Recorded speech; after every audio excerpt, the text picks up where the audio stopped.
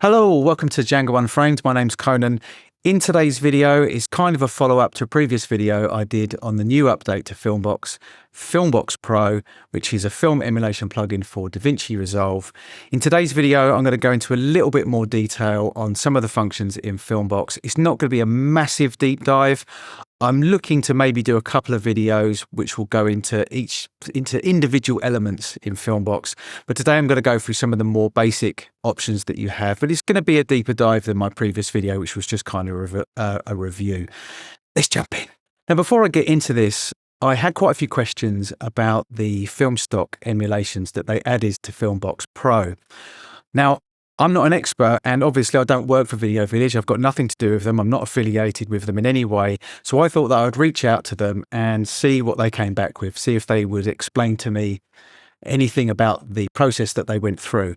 And every time I reach out to them, they answer my questions straight away with aplomb. They really do. I love the guys there. They're very, very cool and very down to earth. You can speak to them as if they're your mate, which I love. So they came back to me and they told me exactly, pretty much. They didn't go into absolute detail because probably, you know, there's some secrets involved and stuff. But I'll read it out and I'll put it up next to me as well so you can read it. And if you're not interested, you can just skip past this. So I won't go through the top part in verbatim, but I'll read out the long answer. We put a lot of emphasis on capturing the full process of negatives printed to film under the most industry standard conditions at PhotoChem in LA. We use our own purpose-built profiling hardware and algorithms to capture the dynamic response of film across the latitude of the negative and print, and we keep all the funky non-linearities and limitations of film's photometric response in there by default, and then allow the user to tone those things down if they want to, using the various print and negative color controls. We have put lots of development time into getting the subtleties of the spatial rendering characteristics of film right. Now, as far as I know, they took 3 or so years to do this. And that's why it's taken so long for them to upgrade FilmBox Legacy to FilmBox Pro with all these new stocks. Halation in particular is a surprisingly complex phenomenon that changes its appearance dramatically depending on the wavelength and intensity of the light that hits the negative. It has a big influence on how detail is rendered, and it's really hard to get all of its characteristics to behave organically in a dynamic way in every condition. Grain is also a very tricky thing that tends to be over-idealized and is also very dependent on digital limitations like resolution and image processing. We have taken great care to really model these phenomena with as much fidelity as we possibly can, thanks. I love that. That's brilliant. That explains it. There's not going to be loads of speculation, which I have seen so far. So that's going to give you a little bit more of an insight into what they did to build the film stock in the FilmBox Pro plugin. So let's jump into DaVinci Resolve now, and we'll look at FilmBox Pro in a little bit more detail. Like I said, it's not going to be a totally detailed deep dive, but I have had quite a few people ask me if I can go through some of the functions, showing them what you can do with FilmBox Pro. So my footage is not going to be the regular RE test footage, which a lot of people use. I'm a meat and potatoes type of guy. I shoot my dogs quite a lot with a camera, not with a rifle, obviously. This is Django. He's our rescue dog. We rescued him off the streets of Abu Dhabi. It looks like he'd had a pretty tough life, but for the last couple of years, he's been with us and we spoil him rotten. I want the rest of his life to be amazing and just full of love. I absolutely love this dog, and obviously Django, I've named this channel after him. This is Django, our Chihuahua. So normally I would probably have a node or two before FilmBox where I do a little bit of primary work, maybe some white balance, just to get it in a kind of nice neutral place. If we just turn this off for a second. That was shot on an FX30 S-Log3, obviously. And I've just literally dropped FilmBox on top. But I might do some work before. With the white balance, I might have used the printer lights in DaVinci Resolve, but now you have the printer lights in the lab section here. And what I've been doing, let's just reset that. What I've been doing is I've been using the printer lights to do my white balance. Now, this might be wrong, this might be right, it's source dependent. I'm not a pro colorist, but I've been learning a lot about printer lights, especially over the last couple of months. So I was overjoyed when I saw that Video Village had included printer lights in FilmBox. So now I can play around with it. I'm not going to go into too much detail what printer lights are. That's another video in itself, and there's loads more videos online from people who know a lot more about it than I do. But it's basically a photochemical process that was involved when you were printing film, and you now have the ability to do that in FilmBox. You can do that in DaVinci Resolve with the number pad. I've been doing that over the last couple of months and learning that, but now you can do it in here. So just with the lab enabled, I'm just going to look at my scopes off, not actually on my monitor here, they're on a separate monitor. And just by looking here, just by bringing the blue up a little bit and maybe taking the green down a little bit, that's getting me in quite a nice place. I know what this cushion looks like, and I know what Django looks like in real life. That's maybe a little bit too cold. I've maybe brought the blue up a little bit too much. But I like being able to use the printer lights in FilmBox just to do my white balance. You know, like I said, I'm not a pro colorist, so a bunch of you might tell, please tell me underneath. I haven't got such a big ego that I don't mind people telling me other ways of doing things. But I've been doing it. I would sometimes do it in a node before, but I've been doing it in FilmBox because I kind of like getting into the idea of just using FilmBox and nothing else, because it's quick, it's simple. So that's how I've been using the printer lights. Let's just reset that, and we'll turn off lab for now. And what I'm going to do is I'm going to run through FilmBox Pro, a little bit of a deep dive, but as I said, it's not going to be totally detailed. And also, if what I'm saying isn't 100% correct, please correct me underneath. I'm just going by what I've seen on the Video Village website and also in their new user guide, which has come out as an update. Another thing I'll say just quickly as well, I just want to touch on this, is the update for FilmBox Pro came out last week as 3.1. And then a couple of days ago, 3.2 came out, which added some more options, which I'll go into. And then whilst I was putting this video together this morning, another update came out, 3.2.1, which added even more stuff. So what I love is they're obviously really on it at the moment, and they're not bug fixes either. They're actually additions.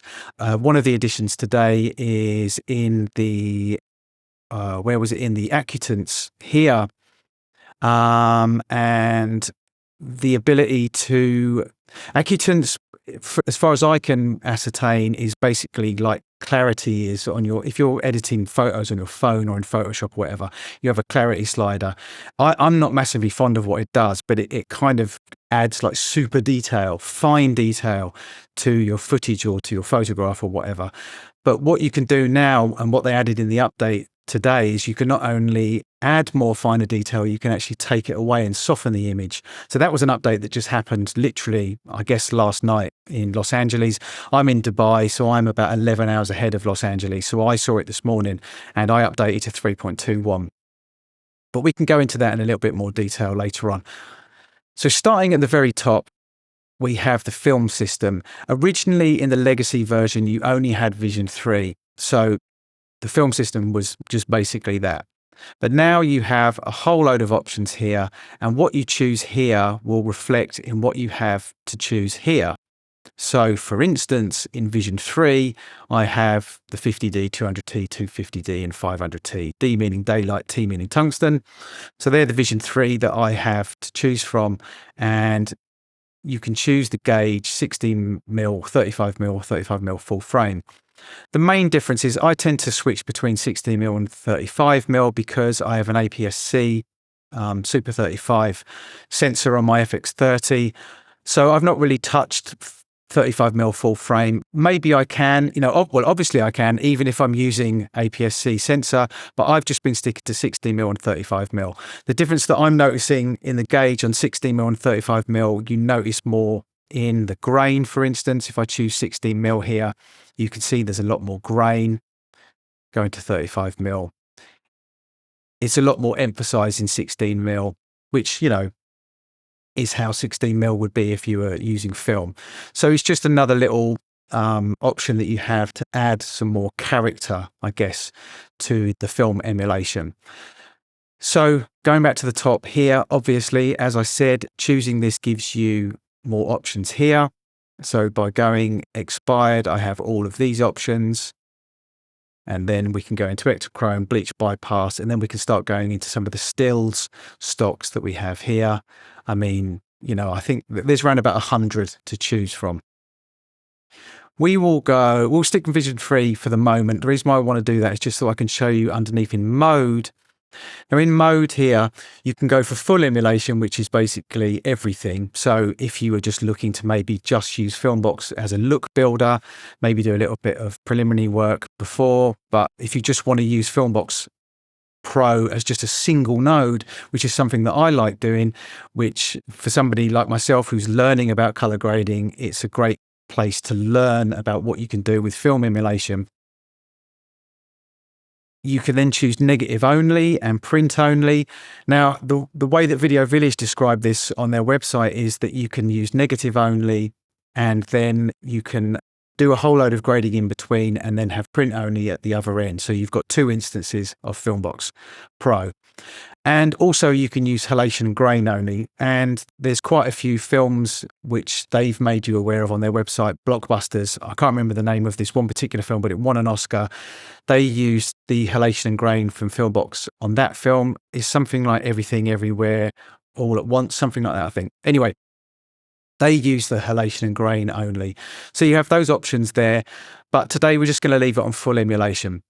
Underneath, you choose your source. I've shot this on an FX30, so I leave it on there. But obviously, you have a whole bunch. You can also choose DaVinci Wide Gamut, which is really useful if you want to do any grading in between. So moving down to the camera section. In the camera section, you basically have kind of basic controls. What I'm thinking, the way that I think of it is what I would do in camera. So if I want to go down a couple of stops in exposure or up a couple of stops, I can do that here. You have temperature tint. I mean, the exposure is pretty decent here. I don't really think I need to touch that. I can maybe take it down very, very slightly. Temperature and tint. Temperature, you can see if you bring it all the way across, it starts warming it up. And if you want to look like you're shooting an early evening scene in Ozark, for instance, you can kind of go cold, or maybe a Batman movie. If you want to look like Apocalypse Now, you can kind of go warm, or Once Upon a Time in Hollywood, maybe. And then tint obviously speaks for itself. You can go magenta to green. So I do to actually use temperature quite a lot. I'm a big, big, big fan of that warm look. I love that. And in something like, say, for instance, Vision expired and I went to Vision, this is one of my favorites actually, the 200T 5274. There's a whole bunch of films that I love that are shot on that stock. I like using that and warming that up. It just looks really, really nice to me. In fact, let's stick with that for now. So moving on to color and tone. Color and tone basically gives you more control over the color and tone, or gives you different options to the color and tone of the negative, but doesn't change the spatial characteristics. That's what Video Village say. So here, obviously, by default, because I've chosen 200T 5274, the stock is 200T 5274, but you can change it. And there's infinite different possibilities that you can have by changing this to get slightly different looks. Underneath, I pause there, there's a big pause there. There's something called Gamut Compression. And in the user guide, they say that you don't need to touch this. So I don't. And I don't want to know what it does, and I don't care, because they say don't touch it. But by all means, read the user guide, look into it. It kind of gives me the impression that things might start breaking if I mess around with it. So I haven't touched it, and I like to just keep that closed, and I don't touch it, and I don't really mess around with anything in there either, to be honest. So moving on to halation. The way that I would sum it up is if you were to look at some lights, neon lights, for instance, you kind of get a halo around the outside, or some highlights or a street lamp at night time, you kind of get that halo. If we zoom in on Django's ear, just here, if you look at this part here, and you can see it kind of creates almost blurry, dreamlike halo effect to it. So Video Village have emulated that here with their Halation. Let's just see back out there. The options that you have here, you can change the negative. Again, mixing it up, it's infinite, maybe not infinite. The gauge, again, is kind of, let's just zoom in again on Django. With 16mm, it's a bit more in your face, and with 35mm, it's a bit more defined and a bit more detailed, not as much. And, you know, you have controls underneath with the radius of the halation, you can see here, which is really nice. And the strength of it, again, really, really nice, and sharpness. So you've got a lot of control over it here. Let's take the radius right up and the strength right up. And you can see what kind of effect it has. Look at this part here, especially. Just focus in on here. So it's a lovely effect. I absolutely love that. So let's just zoom back out. Aura was a new part that they added, a new option that they added to their Halation in FilmBox Pro. And I don't truly understand exactly what it is, but it's kind of like bigger halation, more halation. If you check out the Pro user guide, it explains it in a bit more detail, but it just gives you more options of more bigness. I mean, if you look at this area here, I mean, it's just big stuff. If you've got neon lights, or you want to shoot the next Blade Runner or something like that, nighttime shot, night footage, you're going to be able to have some real fun with that. So let's zoom in on that area here and add the aura. I mean, look, it's just craziness. It would be great for kind of desert scenes with lots of flare on your footage. Let's dial the strength back a little bit. Just look at this, look. I mean, the fun that you can have with that. Love it. So Aura was something that they added in FilmBox Pro. Before you didn't have that, you just had the options for halation. And then also with the Aura, underneath you have options for saturating and changing the RGB as well. Let's just zoom in again for the hell of it. So here with the color, you can see you can super saturate it. And then you've got control over the RGB as well.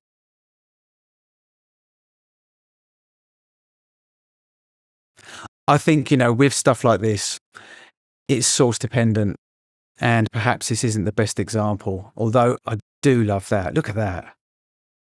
Sorry, but I could play around with that all day. So moving quickly on to grain, and I'm not going to cover this in too much detail, excuse the pun.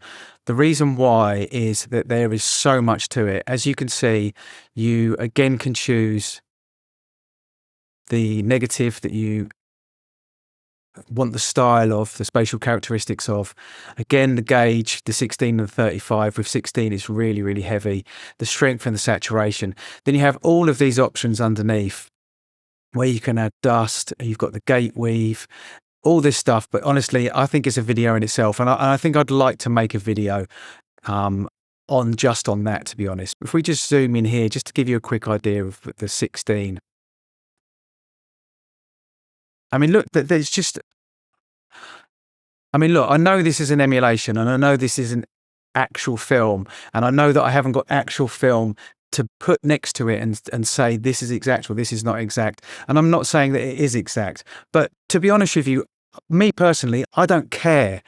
What I care about is whether I like the look of it or not. And just look at that. Look at how awesome that grain looks. You know, like, I mean, previous to this, I was using overlays, and the thing about overlays is that they're static, so you kind of get a grain look, and it's okay if you're using really, really short clips, perhaps. But if you've got a long clip and you want that organic feeling, and you really want to try and emulate or get it close to film. Again, I'm not saying that it's exact. And I know there's going to be a whole load of people who are absolute nerds about film, or have actually got film to compare it to. Because let's face it, I don't, so I can't say whether it looks exact or not. but I don't care. I like the way that it looks. That's my shaky handheld footage, by the way, and me messing around with an ND filter. But like I said, you can see there the difference between the gauge with the grain. But I'm not going to go into too much detail on the grain because it is a video in itself. So moving on to lab, and lab is the area where it's kind of getting towards the end of the process, and you want to kind of start dialing things in the actual look. So you can play with the contrast. You can use the push-pull process, which is a process which is part of actual film processing. So they've emulated that here. I'll show you what you can do with that in a second. In the original lab on the FilmBox Legacy, I seem to remember it was just vibrance, contrast, and push-pull. I think that was it. They've added neutralize, defog, and color density. Color density is a great addition for me because I've been using a DCTL by Mononodes, which is absolutely amazing. I got that from Darren Mostyn, who's a colorist I follow on YouTube. If you don't follow him. He's brilliant.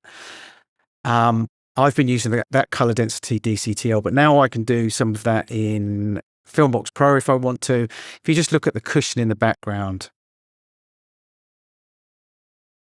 it's really, really nice on deep colors, reds, for instance. You can get nice deep reds on it. And you can see it's not really affecting the rest of the shot.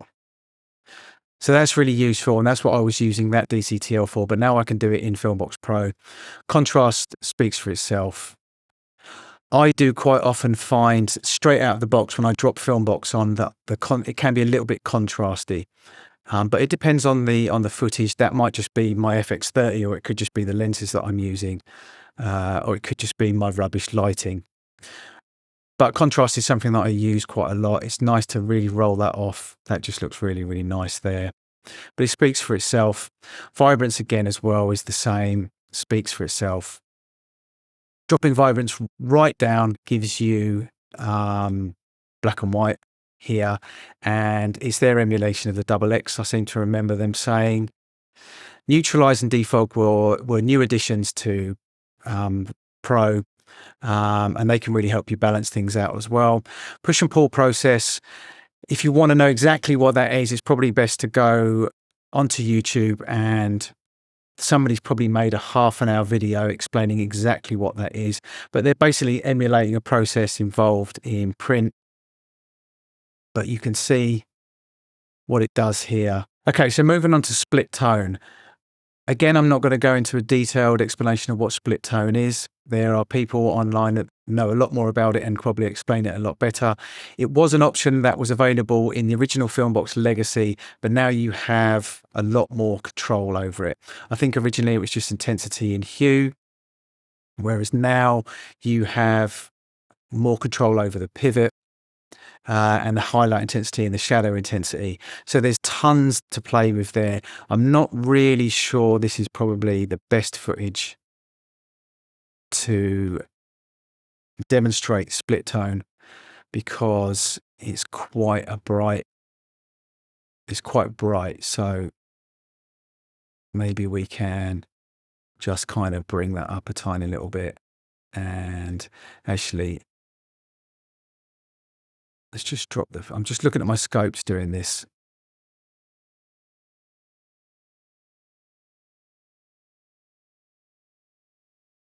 It's quite sensitive. It'd probably be better actually if I do it through here.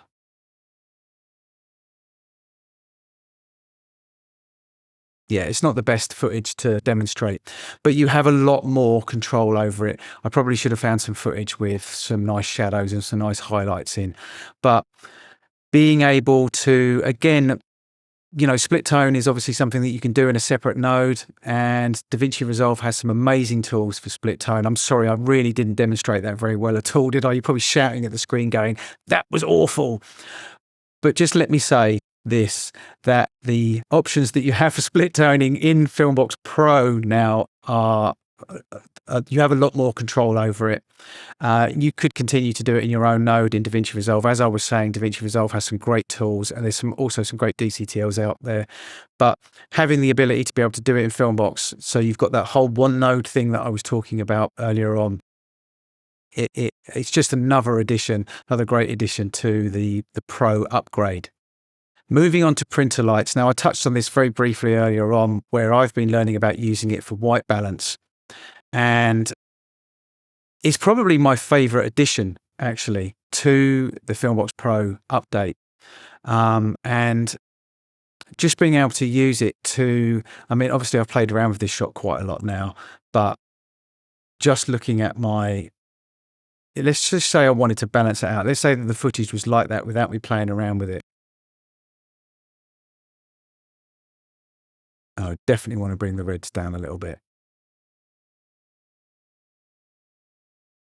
Using the printer lights is a really nice way to dial in a look. You know, I mean, here I'm just using it for white balance. Let's just reset those. But if I wanted to kind of really add a look, stylize it a little bit more, or let's say, for instance, I wanted to kind of take the warmth out and maybe start bringing in a little bit more coolness into it. Printer lights are really nice for that. It's a very subtle, more of an exact science. It's mathematical. And whilst I really, really like the printer lights in DaVinci Resolve, and I like being able to use the number pad, you should look into that if you don't use it. It's really, really interesting. And it's just something that I've learned about over the last month. When I saw that they'd added it to FilmBox Pro, and I've been playing around with that, I'm actually starting to prefer what I want to do myself personally is maybe work out some way of being able to adjust this with the number pad. I don't know if that's possible. I haven't looked into it. If somebody knows how to do that, please let me know. You can also invert it as well. The reason why I think they've added that is because when they added printer lights, they did actually add it in an inverted way to start with. So I think if people were perhaps used to it using printer lights in DaVinci Resolve, that it might have thrown them off. So they've added the option to be able to have it inverted or not inverted there, but it's inverted by default. Moving on to the Acutance here, as I touched briefly earlier on, saying about the fine detail, the clarity, the slider that you have, things like Photoshop and stuff. It's a great addition. I've not really used it very much because either I don't have footage that's needed it, or it's just something that I don't really like. I'm not a massive fan of the whole clarity thing in Photoshop or on an iPhone, for instance, because it just looks very, very plastic very quickly. But what I will say is this: it's really, really nice in FilmBox Pro, because whilst it is that kind of clarity thing going on, it's very subtle.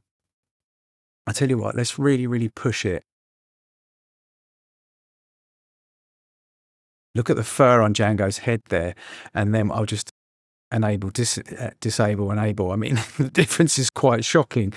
But the reason why I don't tend to use it myself personally is because that, to me now, is just it's just looking a little bit too fine.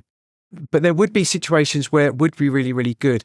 And I'll tell you where I have used it and I have played around with it is when you're using black and white footage, because you can get that really kind of crisp Schindler's List type sort of black and white kind of look to your film, where it's quite contrasty and very, very fine detailed. And maybe if you're doing some landscape or some architecture footage, it would be really, really useful for that. But it's not something that I've really jumped into, but it's another really, really great addition to the FilmBox Pro. And like I said, they upgraded it even, they added even more detail to it. Let's just zero everything. They added more options to it to be able to actually soften the image. As you can see, I mean, obviously I'm pushing that over the top there. So you can even soften it there as well. So Acutance is, you know, source dependent, depending on what you're working on, but another really, really useful tool in FilmBox. Okay, and then moving right to the bottom, you have the print section. And obviously I'm holding it over there and you can see exactly what that is.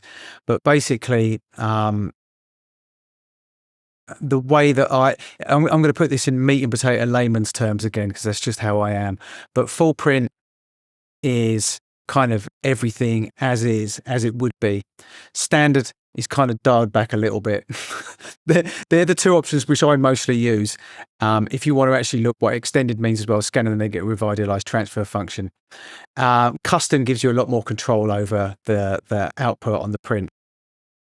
I'm still learning about this, but really I'm just kind of breaking down what options you have. The 2 and the 3 is just basically going backwards and forwards between Legacy and 3, and they advise that if you're using FilmBox Pro, it's probably better to just leave it on 3.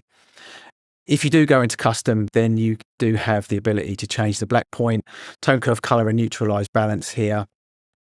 It's not something that I tend to do just because of the way that I use FilmBox Pro. I like to keep it quite simple. Now, this was another thing that I noticed quite a few people mentioned about, say, for instance, the difference between Cullen Kelly's Genesis, which has just come out, and FilmBox and Dehancer. And with Dehancer, there's loads to it, almost too much. And I mean that from a personal point of view. And I do use Dehancer. I've used Dehancer for a while, but I try and keep Dehancer as simple as possible. And that ethos has transferred to the way that I use FilmBox. So I tend to use full or standard because it keeps it simple. And that's what I want to do with FilmBox, because I use it as a way. Look, if you want me to be brutally honest here, and I've said this several times, and I'm sorry if I'm repeating myself, I'm not a pro colorist, and I don't have time to spend a day building a look or building a grade. So the reason why I use, and the reason why a lot of people use things like FilmBox, Dehancer, Genesis, whatever plugin you want to choose, is to speed up things, is to get things dialed in quickly. And you can certainly go into it more, and with the new FilmBox Pro you can go into more detail, and there are more controls than there were in the original legacy version, but there's not as much control as there is in Dehancer, for instance. And I've not used Genesis, but I get the impression that the way that Cullen has built it is quite simple as well. His ethos has been, his idea behind it, the concept has been to keep it quite simple, and that's the way that I use FilmBox. So that's why I tend to just use full or standard, and I don't tend to use custom.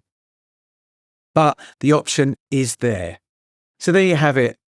It was quite an undertaking to go through that, because when I first started going through it, I kind of thought, oh, well, I'll go through each part step by step and then I'll explain. But the thing is, and I'm sorry if this frustrated you in any way, and in danger of repeating myself again, I'm not a pro colorist, and I'm learning as I'm going, and I'm like a sponge, and I'm taking in on a daily basis, on an hourly basis, new information, and I'm thinking, oh, okay, so that's what printer lights means. Oh, that's what halation means.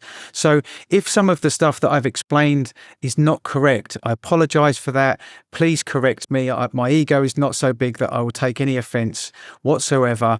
But I had been asked by multiple people who don't own FilmBox Pro, could I do a bit more of a breakdown? And because I'm lucky enough to own FilmBox Pro, I thought I would do my version of a breakdown. And I'm sure there will be other people in coming weeks, coming months that will do breakdowns, and they might be pro colorists and they might have a lot more experience than I do. But I hope that there's something from this, and I hope that you can take, my basic meat and potatoes way of explaining FilmBox. And, because I'm learning, because I'm on this learning journey and this learning process, and, and I thank you for watching this and taking the time to watch it. You're kind of coming on that journey with me. I'm hoping that perhaps if I went back in a month's time and redid, I'm not going to, by the way, don't worry, but if I went back in a month's time and redid this video and went through FilmBox Pro again, I would know more and I'd be able to explain more. And I'm learning new things every day. The reason why I'm so enthusiastic and so into FilmBox Pro is because it ticks all of the boxes for me as a beginner, because I can just chuck it on one node and I can get a pretty decent out-of-the-box result straight away if I just want to quickly reel something off for social media or for my other channel, or for some footage for some dogs that I've looked after, or for my wife, or etc. I can just quickly bang on FilmBox Pro and it's perfect for that. Out of the box, straight away I get a good look. In my opinion, better than the look that I get in FLC or Dehancer or other ones that I've used. Not that I'm saying that FilmBox Pro is better. It's just, for me, out of the box, I get a better look quicker. But what I love about it is now they've added all these other options. I'm learning more about the process of actual film. I'm never going to shoot on film, or very unlikely that I'm ever going to shoot on film. And I'm never going to have the luxury of comparing shooting on film stock to using FilmBox in DaVinci Resolve. But I know what I like. I'm a massive film buff, a massive film nerd, and I have been all of my life. And I know what I like. I know what I like the look of. I know what films I like. And what I like about FilmBox, with my very limited knowledge of color grading, I can get my footage to very quickly look like The Joker, or look like The Creator, or look like Apocalypse Now, or look like The Thief, or All the President's Men, or you name all of my favorite films, Dune, etc., Blade Runner, etc., etc., etc. Very, very quickly, I can get a look that to me personally is in that ballpark. And hey, look, for me, that makes it worth every penny. So thanks for watching. This is Django Unframed. Till next time.